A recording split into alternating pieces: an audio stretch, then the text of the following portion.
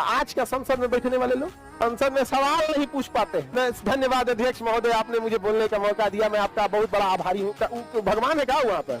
Protocol है। धन्यवाद बोलिए। धन्यवाद अध्यक्ष महोदय। मैं अपने क्षेत्र की बात रखना चाहता हूँ। हमारे क्षेत्र में यहाँ से यहाँ सड़कें खराब है, मेन सड़क में जाम लगता है, एक बाईपास की जरूरत है, बच्चों को पढ़ाई करने के लिए दूर शहर जाना पड़ता है, एक मेडिकल कॉलेज की अत्यंत आवश्यकता है, छोटे टेक्निकल पढ़ाई के लिए पॉलिटेक्निक कॉलेज की जरूरत है, यूनिवर्सिटी काफी दूर है, यूनिवर्सिटी के सेशन लेट होते हैं, पलायन करने के लिए लोग विदेशों में जाते हैं, हमारे यहाँ कोई इंटरनेशनल एयरपोर्ट नहीं है। धड़धड़ा के खाली सवाल पूछे, तारीफे में लगल रहते हैं। ये एक पहचान बनना चाहिए कि आदमी खड़ा होगा तो खाली सवाल पूछबे करेगा। पानी पिला के रख दे यहाँ पर। यदि आपकी आज्ञा, आपके पास, हमें ऐसा पढ़ाया गया है कि आपके पास बहुत शक्ति है, आप हमारी मांगों को पूरा कर सकते हैं, और अगर आप नहीं पूरा कर सकते तो शायद हमने गलत पढ़ लिया था। धन्यवाद। पढ़े लिखे लोगों को क्यों नहीं पसंद करता है सब? पानी पिला देगा सब अगर चल गया है वहां। आप किसी चीज को समय नहीं दीजिएगा, कभी सफल नहीं हो सकते हैं। और एंटरप्रेन्योर और बिजनेस, इस सब की चीजों में एक चीज बहुत बड़ी डिलेमा होती है ना, कि सोचते बड़ी ज्यादा हैं लोग, प्लानिंग बहुत करते हैं। 6 महीना से उसका प्लानिंग चल रहा है। अरे भाई 6 महीना में कमवा शुरू किए रहते तो कुछ एक्सपीरियंस हो गया रहता, कुछ ठोकरें लगी होती। शुरू कर दो, चाहे जैसे करना है। यहाँ पर ऐसा थोड़ी हो सकता है कि एकदम फिनिश होके काम करे। आरआरबी अभी तो वैकेंसी निकाला है आरआरबी। देखिए रेलवे में उन्हीं का जॉब होने वाला है जिनका मैथ रीजनिंग साइंस सही है, बाकी नहीं होगा।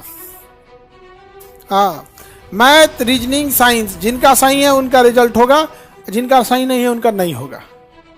समझ में आ गया कि नहीं आएगा? जितने विद्यार्थी हैं, एक गलती मत करना, इंजीनियरिंग ड्राइंग पे बहुत ज़्यादा ध्यान मत देना। जो बच्चा इंजीनियरिंग ड्राइंग रेलवे पढ़ रहा है, इंजीनियरिंग ड्राइंग पर 3 से 1 से किसी में 1 क्वेश्चन रहेगा, किसी में 2, किसी में 3। इंजीनियरिंग ड्राइंग से बहुत ज़्यादा क्वेश्चन नहीं रहता है। अब अभी ना मतलब का बड़ी लंबा सिलेबस हो जाता है वहाँ। जिसका मैथ रीजनिंग साइंस ठीक है उसका रिजल्ट हो जाएगा, अदरवाइज में किसी कीमत पे नहीं होने वाला। आपके यहाँ अगर टमाटर सस्ता हो गया तो आप फेंक दीजिए, पपीता सस्ता हुआ तो फेंक दीजिए, प्याज सस्ता हुआ तो गया काम से। नहीं कहता है कि खपा दे, कहीं ले जाके सिंगापुर में बेच दे। नहीं बेच सकता है तो बेचने जाएगा ना, इतना ना लाइसेंस लगा देगा कि सिंगापुर में बेचना है, लाइसेंस लेना पड़ेगा। उसको पता है कि अच्छा खान सर हैं, किसान की मदद करने आए हैं, अच्छा तो कि आपका बुखार उतारते हैं। अब जैसे टमाटर हो गया 5 रुपया किलो, किसान बेचारा मर जाएगा, उसका लागत नहीं निकलेगा। अब सपोज हम पकड़े कि लाओ हम तुम लोग का सिंगापुर भेजवा देते हैं, तो वहाँ जो अधिकारी बैठे हैं, सर खान सर आज आपका बुखार उतार देंगे। हम अधिकारियों को अंडर एस्टिमेट करते हैं, अकेले बर्बाद कर दिए हम लोग। अंग्रेज से ज्यादा खतरनाक टमाटर लेके आए हैं। इनसे रिश्वत मांग, ऐसे मत मांगना, अटका देना, क्योंकि टमाटर 5 दिन बाद खराब हो जाएगा। अच्छा ये वाला पेपर नहीं है, ये नहीं है, वो नहीं है, ऐसे नहीं है। उनको पता है एक दिन बीता ना, अब इनका हिम्मत टूटेगा क्योंकि टमाटर सड़ेगा। अब मजबूरी में आप लीजिए ना 50,000 भेज दीजिए। ऐसी तो करप्शन होता है। उसको पता है कि आपका सामान खराब हो जाएगा।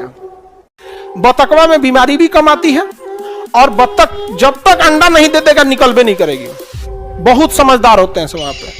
अब बत्तख में बीमारी नहीं आता है, बहुत साफ सुथरा जीव होता है। आप बत्तख अगर पालेंगे ना, शाम में घर लौटेगा ना तो दुआरी पे बैठ के सारा देह का सफाई करेगा। ऐसे ऐसे देखिएगा, कचड़ा लग गया हो यहाँ पे, सब साफ करेगा उसमें। और उस बतकवा में जो सीनियर बत्तख होगा सबका ध्यान रखेगा। चल चल चल पापा पापा चल चल चल चल चल अंदर चल चल, शाम में कौन सी घूम रहे, चल सुबेरे निकलना, चल बेटा चल चल चल। एगो जो मेन बतकवा होगा वो बाद में आएगा, बार बार देखते देखते, और कौन गिनती करेगा घुस के, 5 एगो था, एगो कम है, ये बोला चल चल चल अंदर चल।